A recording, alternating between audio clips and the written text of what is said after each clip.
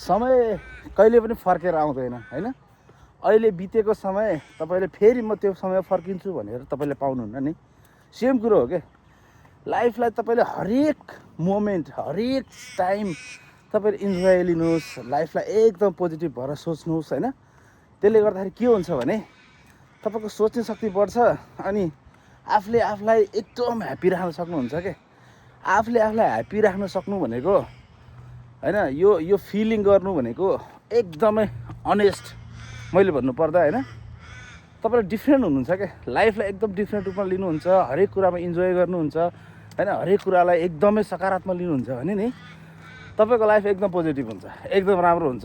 दुःख पीडा मानिसको जिन्दगीमा सबै हुन्छ, त्यो सम्झेर बस्ने हो भने लाइफ वर्स बनाइन्छ। So every moment you need to live like a king guys.